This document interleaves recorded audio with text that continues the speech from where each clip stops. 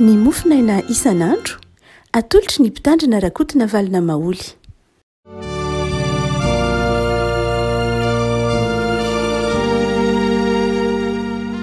Falivarabantsika rehetra avako malalatra hatrety alarobia fa 9 ny volana aogositra ity ny fiadanan'ny tompony hanenika ny fiainantsika. Ny mpanjaka voalohany toko 720, mpanjaka voalohany toko 720 ny andiny voalohany ka hatramin'ny andiny 70 no mofinainantsika ry havako. Mpanjaka voalohany toko 720 ny andiny voalohany ka hatramin'ny 70 no voalahatra ny efitsakema ao mofinainantsika anio. Vakitsika aminaran'i Jesosy. Dia nolazainy Ahaba tamin'ny Jezebela izay rehetra nataony Elia, dia naminony ny mpaminany rehetra tamin'ny sabatra. Ary Jezebela naniraka olona tany amin'ny Elia nanao hoe, ataon'ireo andriamanitra amiko anie izany eny mihoatra noho izany aza raha tsy ataoko toy ny ainy anankiray tamin'ireny ianao raha maraina toy izao. Ary raha nahita izany izy dia niaingaka lasa nandeha hamonjy ny ainy dia nakany Berseba izay any Joda ary ny zatoviny najanony tao. Fa izy kosa nandeha lalana indray andro tany anefitra ary tonga ka nipetraka tao ambanin'ny anjavidy anankiray. Dia nangataka ho faty izy ka nanao hoe, aoka izay alao ny aiko ankehitriny Jehova fa tsy tsara noho ny razako. Ary raha nandro natory teo ambanin'ny anjavidy anankiray izy, indro nisy anjely nanohina azy ka nanao taminy hoe, miarena ka homana. Dia nijery izy ka indro teo anilan'ny lohany nisy mofo ahendy tamin'ny vato mahamay sy rano iray tavoara, ary nihinana sy nisotro izy dia nandry indray. Ary afandro indray ny anjelin'i Jehova dia nanohina azy ka nanao hoe, mifoaza ka homana, fa lavitra loatra ny halehanao. Dia mifoha izy ka nihinana sy nisotro ary nandeha tamin'ny tanjaka azony tamin'izany anina izany 40 andro sy 40 alina izy ho any Horeba tendrombohitr'Andriamanitra. Ary niditra tao anatin'izao izy ka nitoetra tao. Ary indro tonga tamin'ny tenin'ny Jehova nanao hoe, manao inona ty ianao ry Elia? Dia hoy izy, nafana dia nafana ny foko noho ny fitiavako an'i Jehova Andriamanitra ny maro, fa ny zanak'Israely nafonofainenao.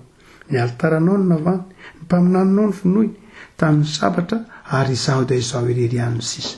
Nefa mbola mitady hafatiny aiko koa izy. Ary hoy Jehova, mivoaka mitsangana eo ambonin'ny tendrombohitra eo anatrehan'i Jehova. Ray masonao manao masinana ny fahamarinana, miteninao ny fahamarinana. Amen. Rovaketsika hatrany amin'ny 120 dia 1 afaka malala satria mamitina ny ataontsika hoe ny zavatsarotra faraparany izay ataontsika hoe ny ainan'ny Elia izy ity.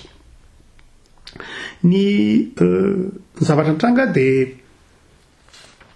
manomboka amin'ny 19 tonga 20 dia ny nandreseny Elia ny mpaminan'ny bala, izany hoe nisy ahitany tany amin'ny tany fanjakana varatra, dia niantso samy niantso ho Elia izany miantso ary ny mpaminan'ny bala izay tomponareo atsoa izy dia asevo mangataka orana. Dia za kosa iantso an'Andriamanitra ka samy andatsaka orana. Ka izao natao ndao aloha asina altara eto dia samy angataka amin'Andriamanitra, ianareo angataka amin'ny Andriamanitra reo, dia baly zany za kosa angataka amin'Andriamanitra ny razako, dia Jehova zany, ka izao samy andatsaka orana eo amin'io altara io. Dia nangataka moa ny mpaminan'ny bala, nangataka tamin'ny bala fa tsy nisy orana nilatsaka. Nangataka kosa Elia tamin'Andriamanitra dia nilatsaka ny orana teo amin'ilay altara izay nanaovana ny fanamby. Dia inona no nitranga? Latsaka ny orana araka volaza teo, dia nisamboriny asainy Elia nisamborana ireo mpaminan'ny bala dia novonoina. Tezitra i Jezebela vadiny Ahaba dia niteny manao hoe, tena ataon'Andriamanitra matsy ny sampy izany, ataon'ireo Andriamanitra amiko anie izao mihoatra noho izany raha tsy ataoko tahaka izay nataonao tamin'ireo mpaminan'ny bala ireo koa ianao ry Elia. Vokatrizay dia nandositra Elia. Ny teny eto mampahinanao ilay afaka malala dia ny 9 fanontaniana napetrak'Andriamanitra tamin'ny Elia. Manao inona ty ianao ry Elia? Manao inona ty ianao ry Elia? Fa taizy Elia. Zavatra tranga afaka malala dia fanontaniana napetrak'Andriamanitra izy io. Toy ny manao hoe inona moa nataonao aty e, iza naniraka nao akaty fa maninona aty ianao. Zavatra tranga dia izao rehefa ko malala, misy fotoana tahaka ny Eli isika. Eli izay nafana fo ka namono ny mpaminany Baal. Mafy ny fitiavany Eli an'Andriamanitra, mafy ny fitiavany Eli ny fanontona an'Andriamanitra, dia nentika fanampo izy dia namono ny mpaminany Baal. Andriamanitra tsy naniraka ny Eli hoe vonoy ny mpaminany ny Baal. Andriamanitra naniraka ny Eli anao fanampy arak'izany, fa Eli kosa nafana fo dia namono ny mpaminany ny Baal. Tsy fantatr'Andriamanitra io fihetsika Eli io, satria tsy Andriamanitra nampaniraka azy. Izay mahatonga ny Eli ry ambany ry manao hoe nafana fo loatra angeza Andriamanitra, nafana fo loatra aho, mafy loatra ny firehetan'ny fitiavako dia nafana ny foko dia nyvonoko ilay mpaminany ny Baal. Asiako ny vonoan'ny olona ny mpaminany ny Baal, satria tsy zakako ny mahita ny olona manompo sampy. Misy fotoana rehefa ko malala ny mpanompon'Andriamanitra dia manana firehetam-po tahak'izay, manana firehetam-po tahak'izay, izay io hafanam-po io indraindray mahatonga atsika ny firehetam-pony amin'ny fitiavana an'Andriamanitra, dia indraindray mahatonga atsika manao tahaka ny Eli. Tsy Eli ihany io fa Davida koa, tantara voalohany 3:3 vakio tsara tantaran'i Davida. Davida dia nanao voady hoe za Andriamanitra rehefa mba tonga eo amin'ny fanjakana dia hoentiko miakatra any Egypte, miakatra any Jerosalema ny fiaran'ny fanekena. Tantara voalohany 3:3 dia namboatra sarety tsara tarehy Davida, dia nataony teo ambony nataony teo ambon'ilay sarety tsara tarehy ny fiaran'ny fanekena, dia niroahina ny sarety, ny omby nitarika ny sarety, kanso teny an-dalana mitondra ilay fiaran'ny fanekena zany, nitolatsika ilay sarety. Ary efa nitolatsika ilay sarety dia nisy nitohanana n'ilay mpitondra azy, Oza ny anaran'ilay mpitondra azy, dia saika ny enjera zany ilay fiaran'ny fanekena dia nitohanany, aravantany vao nitohanany, nikasika amin'ny fiaran'ny fanekena izy dia maty. Dia hoy Davida hoe tsy mety zany Andriamanitra, za amidy amin'ny fiaran'ny fanekena indray ve no mahita fahafatesana ohatr'izao, za tsy hamindra an'io intsony. Dia najanony Davida tsy nentiny tany Jerosalema ilay fiaran'ny fanekena fa nataony tao an-tranon'ny Obed-Edoma. Navily ny lalana, za tsy hitondra ny fiaran'ny fanekena any Jerosalema intsony, akjery aty izy mbola vao eten-dalana dia efa mamono olona koa aloha hijanona ao an-tranon'ny Obed-Edoma.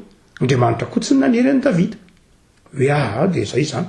Kanjo teny ampandehanana teny Davida, ampandehanana teny amin'ny fotoana teny dia nahita manao hoe ary tao tsy maty Obed-Edoma nefa mipetraka tao aminy. Indrindra hoe Obed-Edoma dia mpanompony atao, mipetraka tao an-tranona mpanompo zany lay fiaran'ny fanekena, dia Davida ilay mpanompony Obed-Edoma zany tsy maninona mihitsy izy menakavy. Teo Davida nieritreritra hoe fa inona ary ny dikany, fa inona nahatonga ny Oza maty. Dia tsotra be rehefa ko malala raha namerina namaky ny soratra masina Davida, ka iny mitondra ny fiaran'ny fanekena tsy hoentina amin'ny sarety zany. Ay ny fiaran'ny fanekena tsy hoe satria vaovao ny sarety dia mety hoentina amin'iny ny fiaran'ny fanekena. Ary kay ny mitondra ny fiaran'ny fanekena tsy maintsy mpisorona na levita, fa tsy hoe entina olona tsotra tahaka ny Oza ohatra noho ny fahamasinan'Andriamanitra sy olom-bo antso ihany, sy olona tandrifo zany fanompony zany ihany manao zany fanompony zany. Misy ny mpanompo tandrifo ny fiaran'ny fanekena dia ireo ihany manao azy, fa tsy hoe misy olona nafana fo fotsiny teo Davida hoe mafana fo te hitondra ny fiaran'ny fanekena dia amin'izay tia hitondrana azy nanaovana ny raha tsy izay mihitsy. Teo izy vao nieritreritra dia amin'ny toko 4:20 manao hoe tena antsika ny diso fa tsy Andriamanitra. Aikay rehefa mitondra ny fiaran'ny fanekena tsy hoentina amin'ny sarety, aikay mila manamasy tena ny olona rehefa mitondra ny fiaran'ny fanekena, aikay ny vita sy ny mpisorona ihany no tokony hikarakara fiaran'ny fanekena, aikay tsy hoe satria mafana fo dia ampy. Tahak'izany koa Petera rehefa ko malala, raha vao samborony Jesosy dia nandray sabatra dia nikapa ny mpanompo misorona be, dia hoy ny tompo manao hoe mafana fo loatra ianao ry Petera, satria te hiaro ampidiro amin'ny trano ny sabatra ao. Fa tsy izay ny ilainy eto. Ny hafanam-po rehefa ko malala ndraindray ataontsika hoe tsy hoe sanatria mampanaonao foana, fa ndraindray mampanao zavatra tsy nampanaovin'Andriamanitra antsika. Tsy ampy hoentina manompo an'Andriamanitra ny hafanam-po, fa tsy maintsy eo ampelantananao ny tenin'Andriamanitra. sy ny baikon'Andriamanitra. Ny asan'Andriamanitra tsy hoentina amin'ny kafanam-po fotsiny zao. Zay dikan'io fanontaniana hoe manao inona ty ianao reli? Mafana fo loatra ianao relia. Zay zavatra ampanaoviko anao ihany no ampanaovina anao no saiko ataonao. Fa za manao mihoatra anao zay ampanaoviko anao. Eo ny hafanamponao. Tahaka ny Petera, tahaka ny Davida, zava-dehibe zany. Fa ny hafanampo rehefa malala tsy ampy mihitsy. Ny hafanampo tsy omban'ny fiainonan'Andriamanitra. Dia mahatonga tahaka ny Elia tahaka izao. Ny hafanampo tsy omban'ny fitarian'ny soratra masina dia mahatonga tahaka ny Davida. Izay tsy nahafantatra ny tokony atao fa rehefa namaky ny soratra masina fantatra hoe haikay izao kay fomba fanao. Ny hafanampo tsy omban'ny tsy miaraka amin'ny fiainonan'i Kristy dia mahatonga fampiasan-kery tahaka ny Petera. No zany rehefa malala zava-dehibe ny hafanampo. Fa zao ilaina ny hafanampo. Zay mahampino antsika ny firehetam-po. Sary-piaro amin'ny fahamasinan'Andriamanitra. Sary-piaro amin'izay natotsika hoe voninahitr'Andriamanitra. Fa zao rehefa malala na inona tsy maintsy miaino an'Andriamanitra itsika. Ny fanompotsika n'Andriamanitra tsy maintsy ampifanarahantsika ny sitrapon'Andriamanitra. Tsy araky ny sitrapontsika, tsy araky ny hafanampontsika, fa araky izay sitrapon'Andriamanitra ihany. Ilaina ny hafanampontsika teo. Fa ataovy eny an-tananao ny Baiboly, na ny soratra masina, na fiainona ny tenin'Andriamanitra. Ahafantaranao zay tokony atao. Maninona eto ianao reli? Teo Elia mafana fo loatra zay mahatonga eto. Fa na zany lavako malala tsy nanameloka ny Elia mihitsy Andriamanitra. Sanatria tsy nanameloka azy izy. Tahaka tsy nanamelohany an'i Davida. Tahaka tsy nanamelohany Jesosy amin'ny Petera koa. Lay fietsika no nahitsin'Andriamanitra. Hoe mafana fo loatra ianao. Fa izao tsy nanameloka mihitsy Andriamanitra. Tsy manameloka ny mafana fo akory Andriamanitra fa mitaiza sy manitsy azy. Mampahafantatra azy. Ary izao rehefa malala ao anatin'io hafanampo tafahoatra io rehetra tahaka ny Elia dia mety mitondra zavatsarotra isika. Mety mitondra zavatsarotra isika. Elia zany eto dia izao vokatry ny hafanampony na tsy fiheverany lalina raha izay nazo ilazana azy dia nanjary ny sedra ny fahatezerany Jezebely izy. Jezebely mpanompo sampy vadiny hava zany io. Dia voatery nandositra izy. Ty fanosirany Elia ity dia tsy programan'Andriamanitra fa programany Elia. Programany Elia izy ity fa tsy programan'Andriamanitra. Saingy izao rehefa malala na tsy programan'Andriamanitra azy izy io fa nandositra Elia. Programany Elia zany. Dia izao ny zavatra nitranga tsy nafoin'Andriamanitra izy. Tsy nafoin'Andriamanitra izy. Ary jereo tsara fa inona ny havako rehefa todo zavatsarotra isika eo mpanaovana ny fanompona vokatry ny firehetam-pontsika io na ny zavatra asian'Andriamanitra ataontsika dia ndray tondra zavatra sarotra isika na vokatry ny fitiavantsika satria tsika malaino an'Andriamanitra dia ndray manao mihoatra no zay zakantsika ndray aza na ny fahasalamantsika ndray tsy voatanjotsika no ny firehetam-po zay mika ny Elia hoe ahoana moa no andanany Elia makivaky ny hevitra tonga ny Berseba amin'ny taonany efa lehibe izy fa izao netika fanampo Elia ity andytany netika fanampo adinony ny fahasalamany adinony ny zavatra rehetra dia hoy ny tompotany fa maninona ty ianao iza naniraka anao aty inony ty ataonao ndra ny firehetam-potsika raha malala dia mampanadino ny fetratsika hoe atretsy ndray adinony hoe adinony taona efa tsy 5 taona tsony angiana 5 taona tsony angiana 5 taona fa efa lehibe angiahy fa etaniny hafanampo dia ametrahany tompo fanontaniana manao hoe fa maninona ty ianao inona no taonao aty tsy mety aminao ngety e sangisy tsy nanery anao hoe ataovy sao hoe mandeha ana makivaky kilometatra ohatr'izao hoe mantsenery tsy zany rehefa malala na izany na tsy zany ary mety ao anatin'ny hafanampo isika ary eo koa ny hoe ao anatin'ny fanenjena isika dia izao rehefa malala tsy mahafoy antsika Andriamanitra io fitiavantsika n'Andriamanitra io fitiavantsika n'Andriamanitra io rehefa malala dia tahaka ny fitiavan'i Jesosy ny tranon'Andriamanitra tsy inge nahatongan'i Jesosy tezitra dia nandrava ny latabatra ny mpanakany vola atao amin'ny tempolo ilay firehetam-po dia izao rehefa malala ao anatin'izany firehetam-po sy hafanampo zany dia azakifa tsy averan'Andriamanitra ho irery ianao. Indray tsika tena manana firetam-po mihoatra mampiasa ny vatantsika mihoatra noho ny ampiasany azy indray, mampiasa ny volantsika mihoatra noho ny tokony ampiasana azy angamba indray, satria ny tompo miteny hoe zay tokony atao ihany, mampiasa ny zavatra rehetra mihoatra noho zay tokony anaovantsika azy indray azy. Zao ry havako malala, indray mitraika amin'ny tenantsika, amin'ny fiainantsika izany. Dia inona no mitranga ry havako malala? Tsy avelan'ny tompo irery zany ianao. Hoy ny teniny manao hoe, hoy ny fisoratra masina manao hoe dia indro ny anjely ary ny teny taminy manao hoe miarena ka homana. Zany hoe ten'Andriamanitra tsy manary antsika, tsy manary antsika ao anatin'ny fampony io, mihoatra ny herintsika indraindray ilay zavatra atao, mihoatra ny takatra ny saintsika ilay izy indraindray, satria tiantsika Andriamanitra. Indraindray misy zavatra mihoatra lavitra, misy zavatra takina amintsika no ataontsika azy indraindray, noho ny fitiavantsika sy noho ny finoantsika. Andriamanitra indray eto no manao hoe be loatra ke zany ataonao zany le li noho ny fitiavanao ahy. Fa izany ry havako malala midika fa zao tsy afon'Andriamanitra. Na dia efa lehibe azysika ry havako malala indraindray manao amin'ny fanompona, mampiasa ny zavatra mety ataontsika mihoatra lavitra noho izay mety ho vitantsika amin'ny maha olombelona mitafinovony, dia mahatriky fa ny tompo mitantana, mamelona sy nikaraka. Tsy avela ny tompo ho faty any an'hevitra zany ny mpanompony, tsy avela ny tompo ho faty ao anatin'ny hafanampony sy ny ataontsika firetam-pony zany ny mpanompony, faharovany, tehirizany. Mametra-pahatahina fotsiny izy manao hoe manao inona ty ianao rely fa zao miandany amin'ny mpanompony mandrakariva Andriamanitra. Fa avaona avako malala dia ilay lalana ny diaviny Eli. Jereo tsara fa lavitra ngeny lalana ny diaviny Eli zany avy any amin'ny fanjakana avaratra, dia nakany Beerseba andeha ho any amin'ny tendrombohitra Horeba ny Sinay zany. Tsy hafa zany fa ilay lalany zanak'Israely nivoaka any Egypta. Zany hoe toy ny mampatsiaro ny nivoahany zanak'Israely ny fanandevozany io tany Egypta. Ara-panahy zany dia zao toy ny andevy tany Egypta indray ny zanak'Israely ara-panahy tamin'ny andron'ny Ahaba.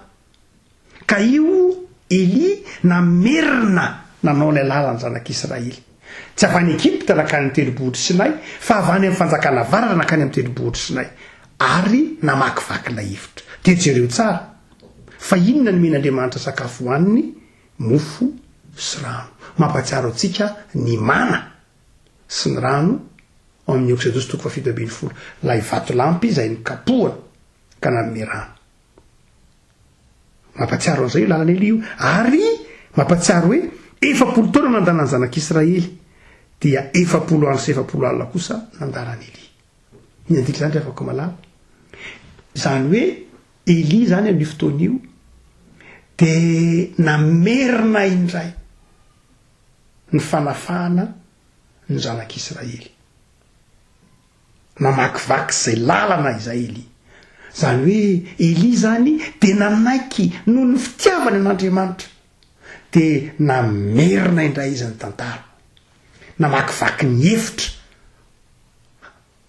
ary te hitona an'Andriamanitra indray hanafaka ny zanak'Israely. Zay nandana ny tany amin'ny tendrombohitra Sinay. Aninona ny amin'ny tendrombohitra Sinay? Hamerina indray hitona an'Andriamanitra, manao havy Andriamanitra, hafao indray mandeha indray, havereny indray ny tantara, hafao indray mandeha indray ny zanak'Israely, hafao indray mandeha indray izy. Zay mahatonga ny tompo teny manao hoe fa maninona ty ianao ry Eli? Inona mahatonga anao mamerina manao an'io lalana io? Dia Eli manao hoe tiako averinao indray ny tantara, tiako averinao indray ny fanafahanao ny zanak'Israely, tiako averinao indray ny fahagakana nataonao tamin'ny ranomasina mena, tiako averinao hita ny zanak'Israely fa Andriamanitra tsisy tahaka anao, tiako averinao indray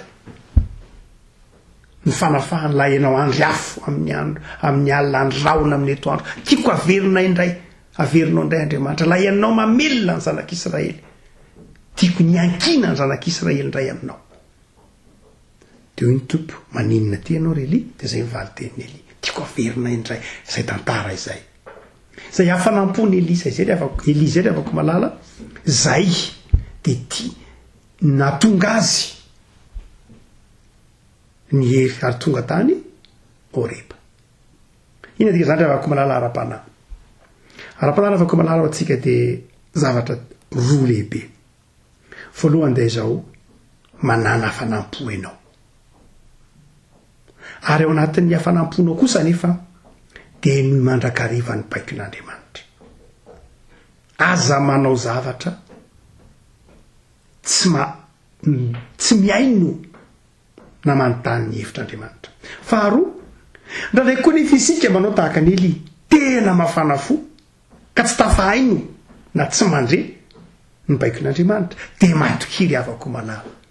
Fa na inona hafanamponao aza dia matoky fa tsy arian'Andriamanitra ianao. Ary fahatelo dia zao ry afako malala.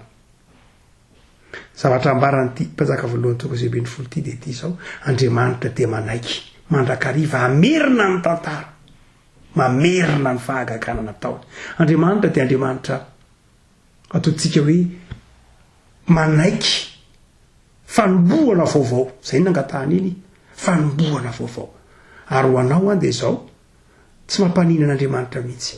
Ny fibebahana dia fanombohana vaovao. Amin'Andriamanitra tsy tazo zany ny famantaranandro, tsy tara ny calendrier, fa fanombohana vaovao mandrakariva.